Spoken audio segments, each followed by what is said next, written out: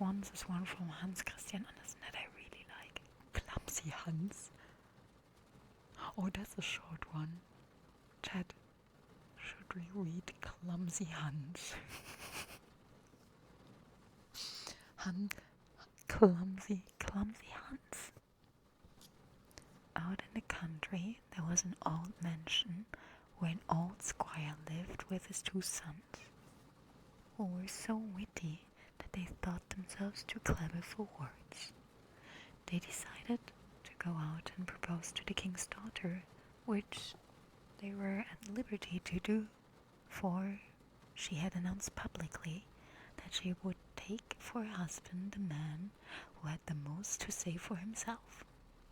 Well, she was smart. Hey, she was very independent. Hans gets a Flammenwerfer. But if Hans has a Flammenwerfer, that would not be good if he's clumsy. True, Carino, true. It's Hans, the name Hans. The 2 brothers made their preparations for 8 days beforehand. That was all the time they had. But it was enough, for they had many accomplishments, and everyone knows how useful they can be. One of them knew the whole Latin dictionary by heart, and a Hans newspaper for 3 years. So, well, that he could repeat it backward and forward. The other had learned all the articles of law, and knew that every alderman must know. Consequently, he was sure he could talk of governmental affairs, and besides this, he could embroider suspenders, for he was very gentle and also clever with his fingers.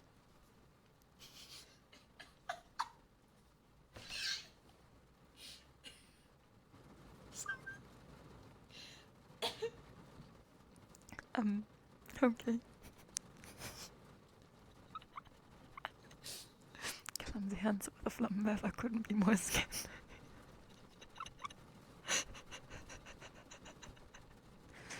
I shall win the princess, they both said as their father gave each one of them a beautiful horse. The one who had memorized the dictionary and the newspaper had a coal-black horse, while the one who knew all about governmental affairs and could embroider had a milk-white one. Oh my goodness.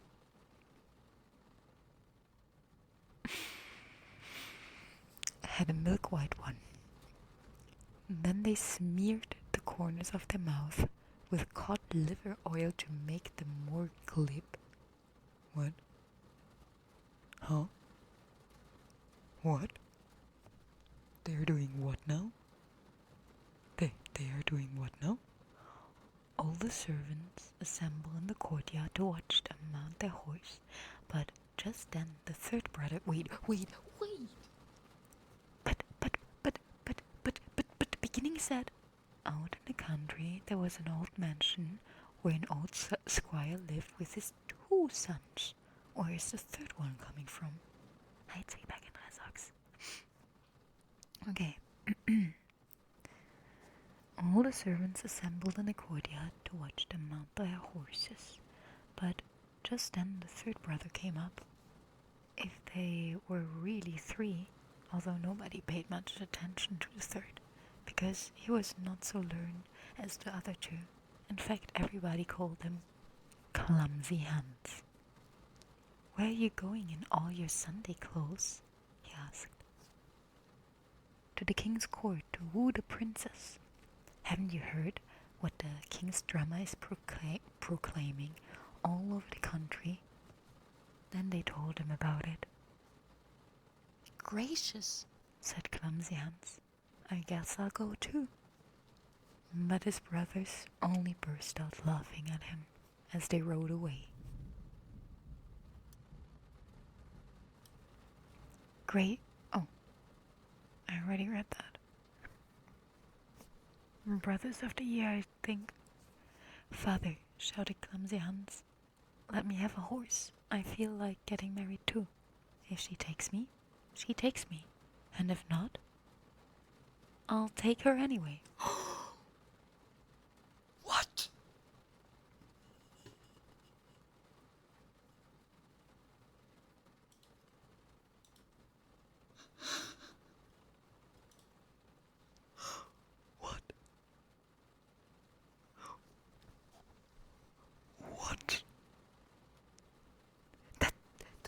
It says, like, I read it a little bit wrong.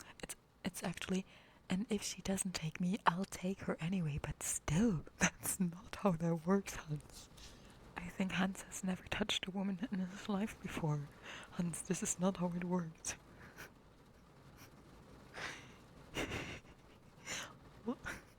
Clumsy Hans, also known as non-consensual Hans.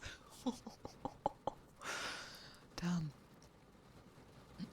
Hi, Dr. Jones. That's a lot of nonsense, replied his father. Yeah, definitely. You get no horse from me. Why, you don't know how to talk properly? No, your brothers are intelligent men.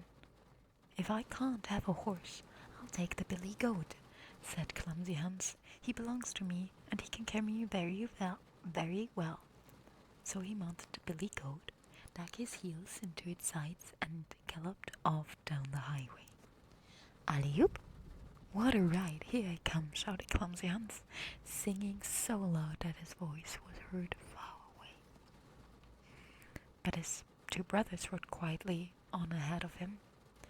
They were not speaking a word to each other, for they were thinking about all the clever speeches they would have to make, and of course these had to be carefully prepared and memorized beforehand. Hello, cried Clumsy Hans. Here I come. Look what I found on the road. Then he showed them a dead crow he had picked up. Okay, Hans. Okay, Hans. Look, food. Have fun, Dark Sevenim. Clumsy, said the brothers. What are you going to do with that? Why, I'm going to give it to the princess.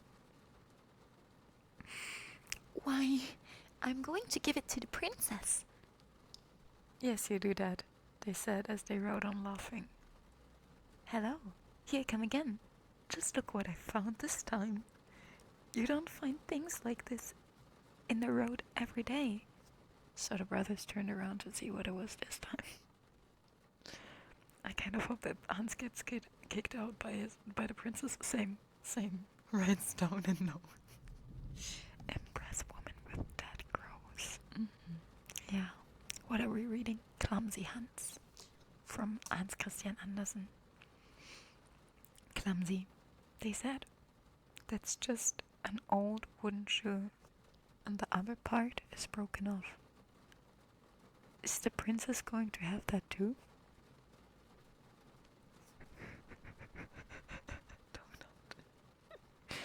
She certainly is, replied Hans, and the brothers again laughed and rode on far in advance of him.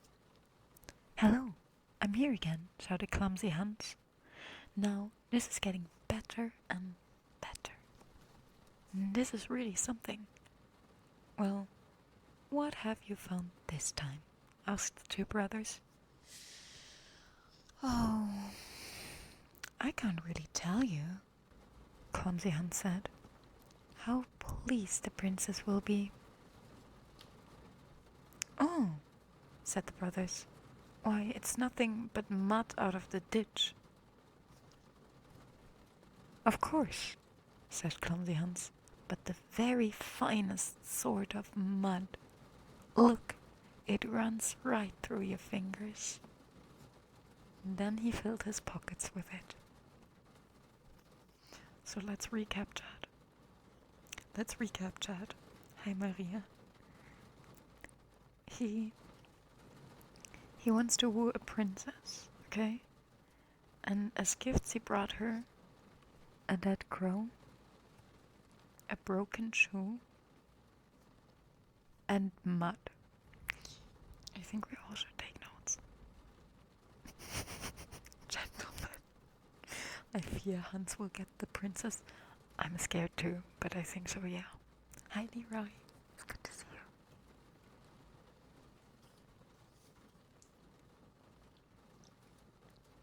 you. Can you really ask for more in life? I don't know. But his brothers galloped ahead as fast as they could, and so they arrived in the town, at the town gate, and so they arrived at the town gate a full hour ahead of Hans. At the gate each suitor was given a numbered ticket, and as fast as they arrived, they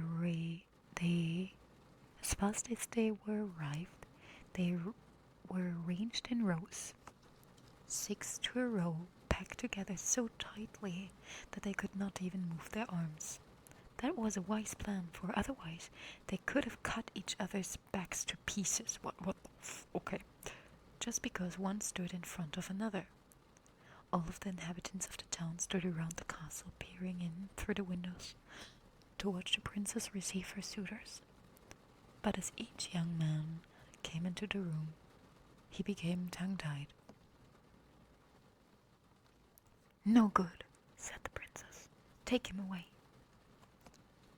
Now came the brother who had memorized the dictionary, but he had completely forgotten it while standing in line. The floor creaked under his footsteps, and the ceiling was made of mirrors, so that he could see himself standing on his head, and at each window stood 3 clerks and an older man, writing down every word that was spoken, so that it immediately could be printed in the newspaper and sold for 2 pennies on the street corner. It was a terrible ordeal, and besides, there were such fires in the stoves that the pipe was red hot. "It's terribly hot in here," said the suitor. "That's because my father is roasting chickens today," said the princess. "Bah!" There he stood. He was not ready for a speech of this kind, and hadn't a word to say, just when he wanted to say something extremely witty. "Bah! No good," said the princess. "Take him away." And consequently he had to leave. Now the second brother approached. "It's dreadfully warm in here," he said. "Yeah, we're roasting chickens today," replied the... Oh my goodness. I just realized. Hans will give them a crow and she will probably just roast it with the chickens, won't she, Chad? Won't she? Oh my. Hi, Cythera. Oh my.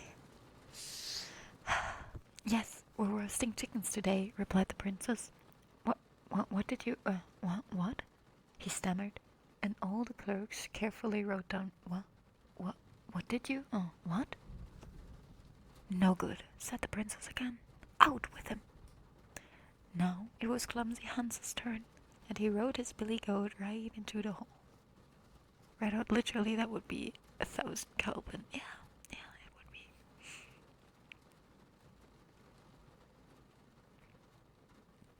Who's Jane?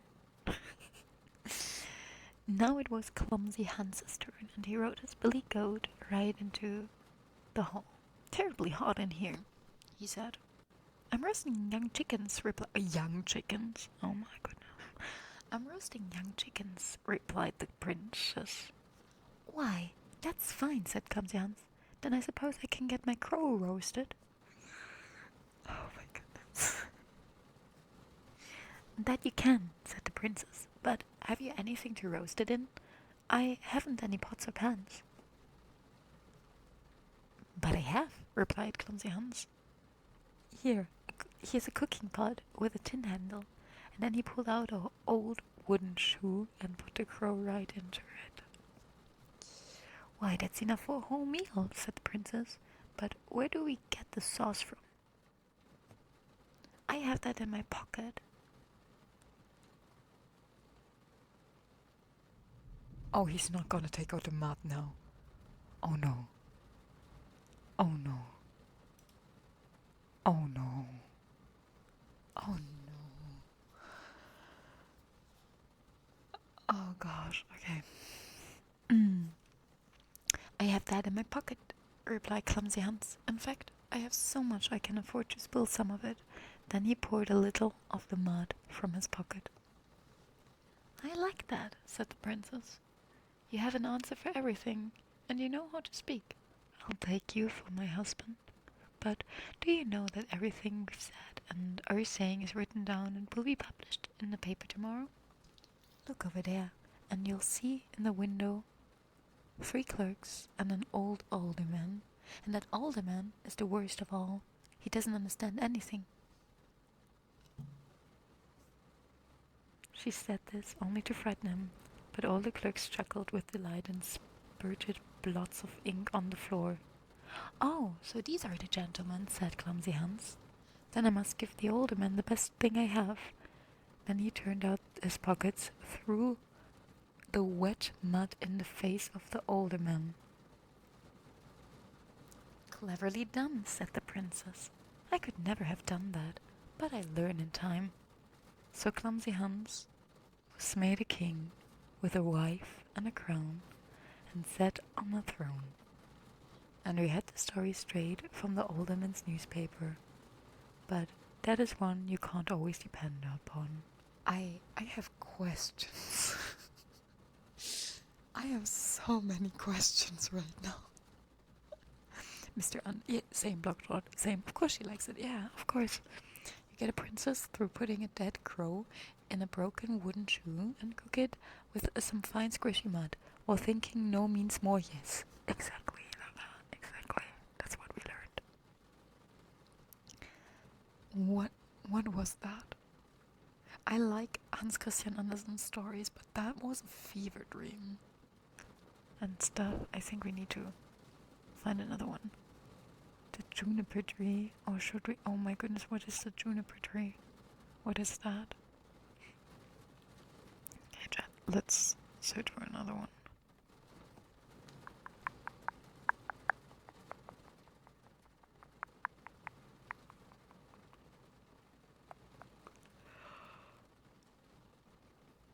Oh, this sounds fun. Oh no, that's a bit long though.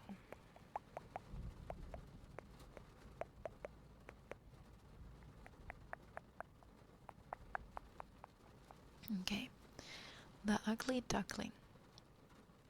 It was lovely sunny weather in the country, and the golden corn, the green oats, and the haystacks piled up. In the meadows looked beautiful. The stork walked about on his long red legs, chattered in the Egyptian language, which he had learned from his mother. The cornfields and meadows were surrounded by large forests, in the midst of which were deep pools. It was indeed delightful to walk about in the country. In a sunny spot stood a pleasant old farmhouse, close by a deep river, and from the house down to the water side grew great burdock leaves, high that under the tallest of them a little child could stand upright. The spot was as wild as the center of a thick wood. In this snug retreat sat a duck on her nest, watching for her young brood to hatch. It was beginning to get tired of her task, for the little ones were a long time coming out of their shells, and she seldom had any visitors. The other ducks liked much better to swim about the river than to climb the slippery bank and sit under the burdock leaf to have a gossip with her. At length one shell cracked, and then another, and from each egg came a living creature that lifted the head and cried, "Peep, peep." "Quack, quack," said the mother, and they all quacked as well as they could, and looked about them on every side at the large green leaves. Their mother allowed them to look as much as they liked, because green is good for the eyes. "How large the world is," said the young ducks, when they found how much more room they now had than while they were inside the eggshell. "Do you imagine this is the whole world?" asked the mother. "Wait till you have seen the garden. It stretches far beyond that to the parson's field, but I have never ventured to such a distance. Are you all out?" she continued, rising. "No, I declare the largest egg lies there still. I wonder how long this is to last. I'm quite tired of it. And she seated herself again on the nest. Well, how are you getting on? Asked an old duck who paid her a visit. One egg is not hatched yet, said the duck. It will not break, but just look at all the others. Are they not the prettiest little ducklings you've ever seen? They are the image of their father, who is so unkind he never comes to see. Oh, well, then that certainly sounds like a male duck, though. Well, let me see the egg that will not break, said the duck. I have no doubt it is a turkey's egg. I was persuaded to hatch some once, and after all my care and trouble with the young ones, they were afraid of water. I quacked and clucked, but all to no purpose. I could not get them to venture in. Let me look at that egg. Yes, that's a turkey egg. Take my advice. Leave it where it is, and teach the other children to swim. Hi, Gracia. Prettiest little birdlings. Oh yeah, you're such a pretty little birdlings, Dad. So pretty. So pretty. Are you all pretty little birdlings, Dad?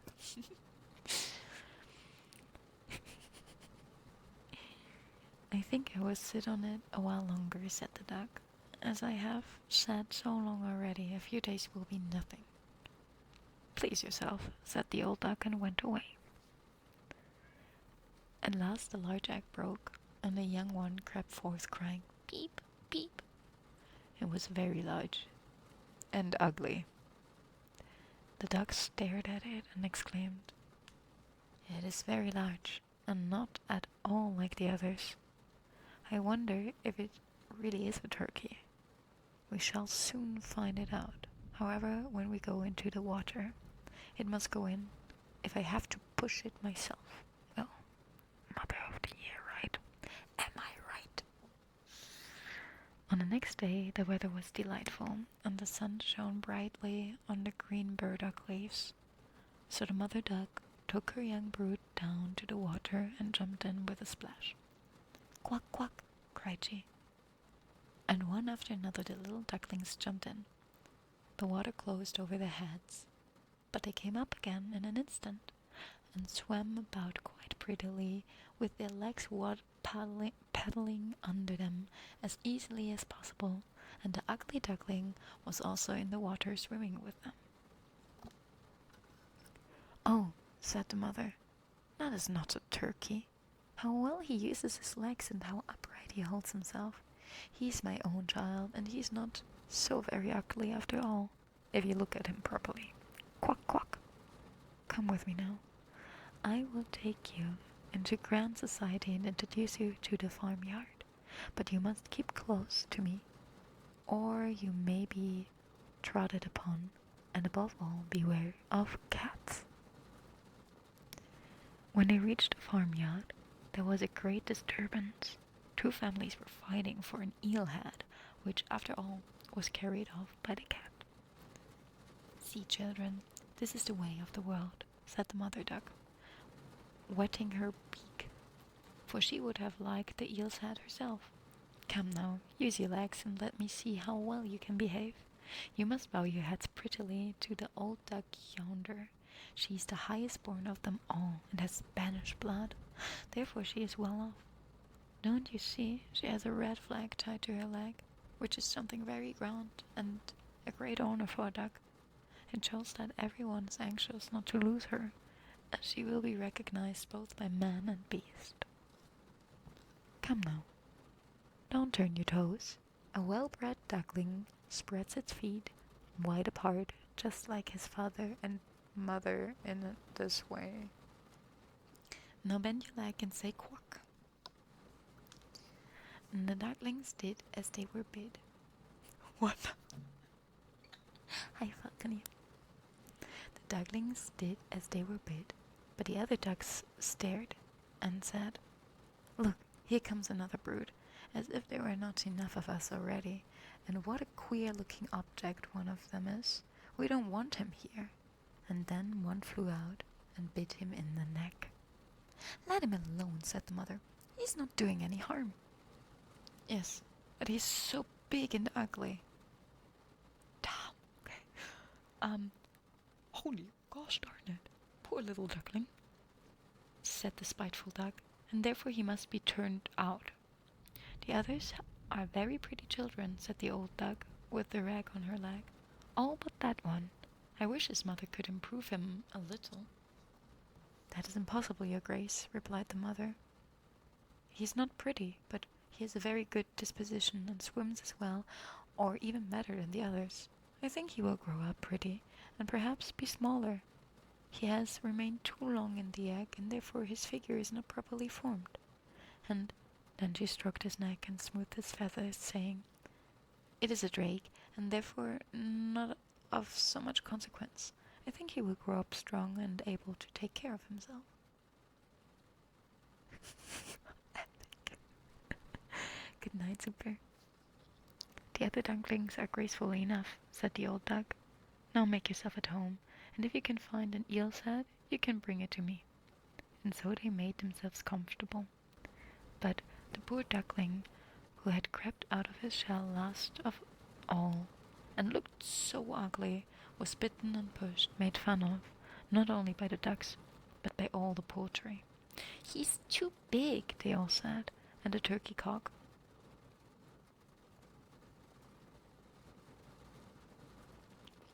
And the turkey cock, who had been born into the world with spurs and fancied himself really an emperor, puffed out himself like a vessel in full sail and flew at the duckling and became quite red in the head with passion, so that the poor little thing did not know where to go and was quite miserable because he was so ugly and laughed at by the whole farmyard. Quack. Quack. Quack. Oh, that was loud. I'm sorry.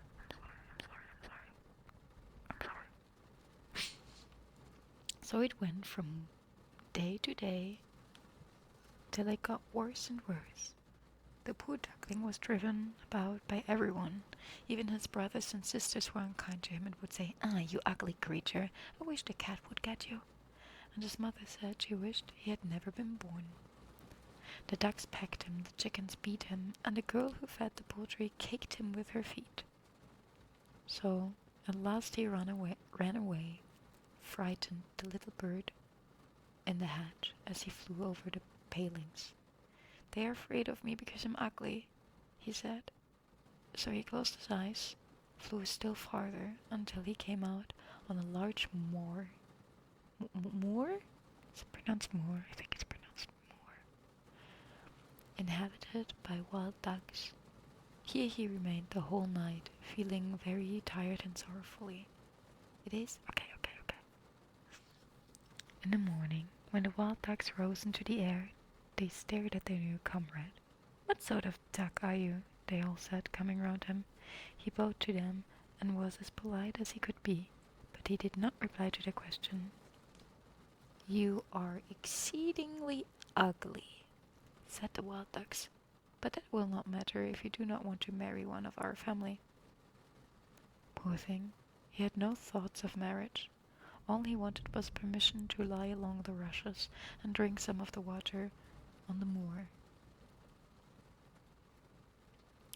After he had been on the moor 2 days, there came 2 wild geese, or rather gooselings, for they had not been out of the egg long and were very saucy. Absolutely, Blockshot, absolutely. Oh, that is a very, very, very, very harsh story. "Listen, friend," said one of them to the duckling, "you are so ugly that we like you very well. Will you go with us and become a bird of passage? Not far from here is another moor in which there are some pretty wild geese, all unmarried. It is a chance for you to get a wife. You may be lucky, ugly as you are."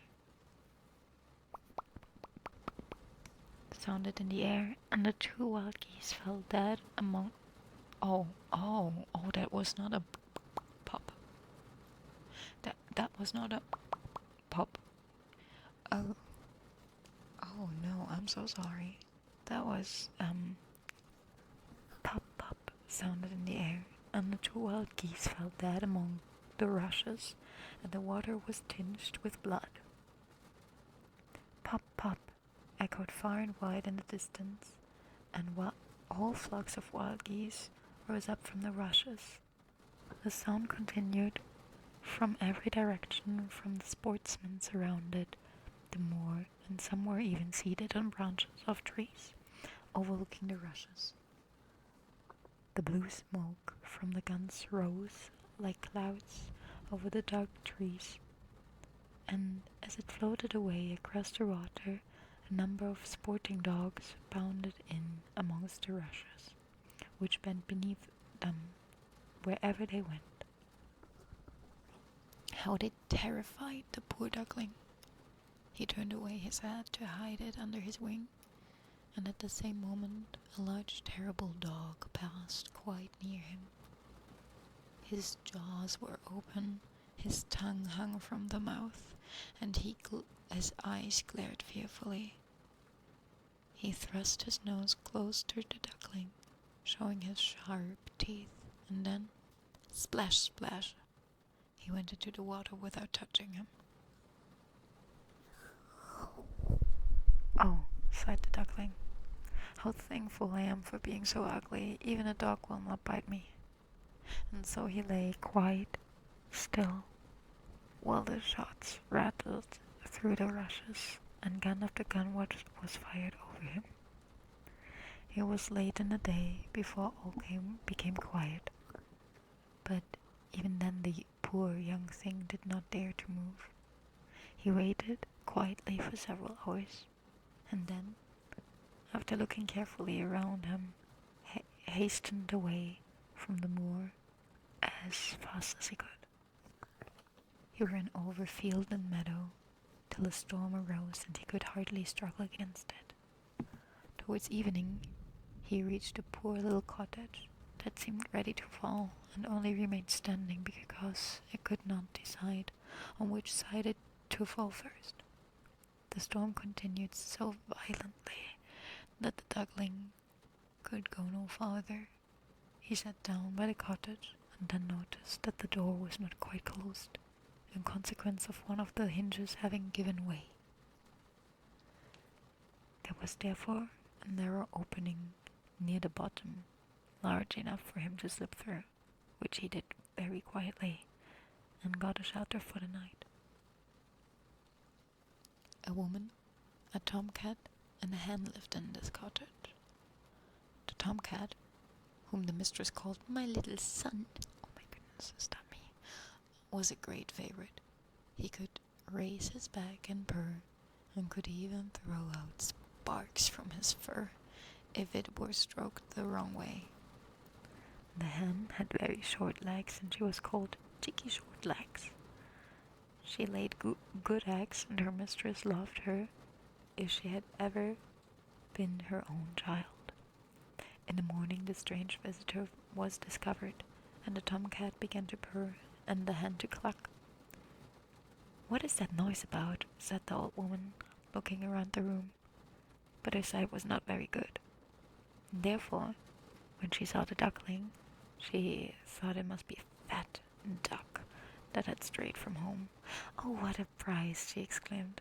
"I hope it is not a drake, for then I shall have some duck eggs. I must wait and see." So the duckling was allowed to remain on trial for 3 weeks. But there were no eggs. No, the tomcat was the master of the house, and the hen was mistress. And they always said, "we and the world," for they believed themselves to be half the world, and the better half too. The ducklings thought that others might hold a different opinion on that subject, but the hen would not listen to such doubts. "Can you lay eggs?" she asked. "No." "Then have the goodness to hold your tongue." "Can you raise your back or purr or throw out sparks?" said the tomcat. "No." "Then you have no right to express an opinion when sensible people are speaking." Okay. So the duckling sat in the corner, feeling very low-spirited. till the sunshine and the fresh air came into the room through the open door, and then he began to feel such a great longing for a swim that he could not help telling the hen. "What an absurd idea," said the hen. "You have nothing else to do, therefore you have foolish fancies. If you could purr or lay eggs, they would pass away." "But it is so delightful to swim about on the water," said the duckling, "and so refreshing to feel." "But it is so delightful to swim about on the water," said the duckling, "and so refreshing to feel it close over your head while you dive down to the bottom." "Delightful indeed," said the hen. "Why, you must be crazy," asked the cat. "He's the cleverest animal I know. Ask him how he would like to swim about in the water, or to dive under it, for I will not speak on my own opinion. Ask our mistress, the old woman. There is no one in the world more clever than she is. Do you think she would like to swim, or to let the water close over her head, huh?" "You don't understand me," said the duckling. "How don't we understand you? Who can understand you, I wonder? Do you consider yourself more clever than the cat or the old woman? I will say nothing of myself. Don't imagine such nonsense, child, and thank your good fortune that you have received here. Are you not in a warm room and in society, which you may learn something? But you're a chatterer, and your company is not very agreeable. Believe me, I speak only for your own good. I may tell you unpleasant truths, but that is a proof of my friendship. I advise you, therefore, to lay eggs and learn to purr as quickly as possible." "I believe I must go out into the world again," said the duckling. "Yes, do," said the hen. So the duckling left the cottage and soon found water on which he could swim and dive. But it was avoided by all other animals because of its ugly appearance. Autumn came, and the leaves in the forest turned to orange and gold. Then as winter approached, the wind caught them as they fell and whirled them in the cold air. The clouds heavy with hail and snowflakes hung low in the sky, and the raven stood on the ferns crying, "Quack, quack." It made one shiver with cold to look at him. All this was very sad for the poor little duckling. One evening, just as the sun set amid radiant clouds, there came a large flock of beautiful birds out of the bushes. The duckling had never seen anything like them before. They were swans, and they curved their graceful necks while their soft plumage shone with dazzling whiteness. They uttered a singular cry as they spread their glorious wings and flew away from those cold regions to warmer countries across the sea.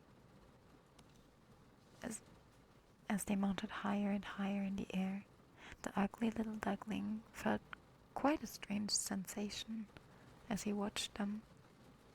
He whirled himself in the water like a wheel, stretched out his neck towards them, and uttered a cry so strange that it terrified him. Could he ever forget those beautiful happy birds? And when at last they were out of his sight, he dived under the water and rose again, almost beside himself with excitement.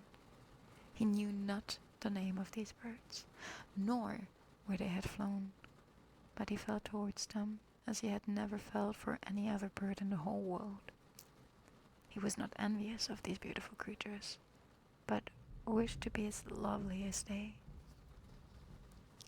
Poor ugly creature, how gladly he would have lived even with the ducks, had they only given him encouragement. The winter grew colder and colder. He was obliged to swim about on the water to keep from freezing, but every night the space on which he swam became smaller and smaller. At length it froze, so hard that the ice in the water cracked as he moved, and the duckling had to paddle with his legs as well as he could to keep the space from closing up. He became exhausted at last and lay still and helpless, frozen fast in the ice. Early in the morning, a peasant who was passing by saw what happened. He broke the ice pieces with his wooden shoe and carried the duckling home to his wife. The warmth received the poor little creature, but when the children wanted to play with him, the duckling thought they would do him some harm.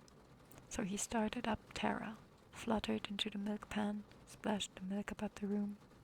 Then the woman clapped her hands, which frightened him still more.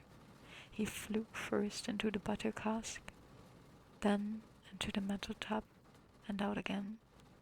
What a condition he was in. The woman screamed and struck at him with the tongs. The children laughed and screamed and tumbled over each other in their effort to catch him, but luckily he escaped. The door stood open. The poor creature could just manage to slip out among the bushes and lie down quite exhausted and in the newly fallen snow. It would be very sad were I to relate all the misery and privations which the poor little duckling endured during the hard winter. But when it had passed, he found himself lying one morning in the moor amongst the rushes. He felt the warm sun shining and heard the lark singing and saw all around was beautiful spring. Then the young bird felt that his wings were strong as he flapped them against his sides and rose high into the air. They bore him onwards until he found himself in a large garden. Before he well knew how it had happened, the apple trees were in full blossom, and the fragrant elders bent their long green branches down in a stream which round a smooth lawn. Everything looked beautiful in the freshness of early spring. From a thicket close by came 3 beautiful white swans, rustling their feathers and swimming lightly over the smooth water. The duckling remembered the lovely birds and felt more strangely unhappy than ever. "I will fly to those royal birds," he exclaimed, "and they will kill me, because I'm so ugly and dare to approach them. But it does not matter. Better be killed by them than pecked by the ducks, beaten by the hens, pushed about by the maiden who feeds the poultry, or starved with hunger in the winter." Then he flew to the water and swam towards the beautiful swans. The moment they espied the stranger, they rushed to meet him with outstretched wings. "Kill me," said the poor bird, and he bent his head down to the surface on the water and awaited death. But what did he see in the clear stream below? His own image, no longer a dark grey bird, ugly and disagreeably to look at, but a graceful and beautiful swan. To be born in a duck's nest in a farmyard is of no consequence to a bird if it is hatched from a swan's egg. He now felt glad at having suffered sorrow and trouble, because it enabled him to enjoy so much better all the pleasures and happiness around him. From the great swans swam round the newcomer and stroked his neck with their beaks as a welcome. "Oh, that is so cute! Oh, that is so cute!" "You did? Okay. See," cried the youngest, "there's a new one." And the rest were delighted and ran to their fathers and mothers, dancing and clapping their hands and shouting. Into the garden presently came some little children and threw bread and cake into the water. "See," cried the youngest, "there's a new one." And the rest were delighted and ran to their fathers and mothers, dancing and clapping their hands and shouting joyously.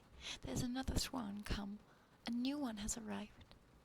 Then they threw more bread and cake into the water and said, "The new one is the most beautiful of all. He is so young and so pretty." And the old swans bowed their heads before him.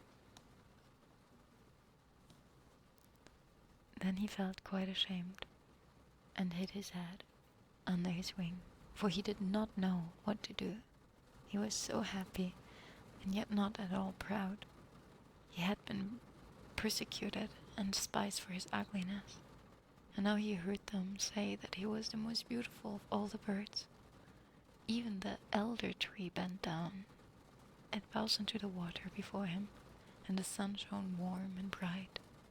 Then he rustled his feathers, curved his slender neck, and cried joyfully from the depths of his heart, "I never dreamed of such happiness as this, while I was an ugly duckling." The end.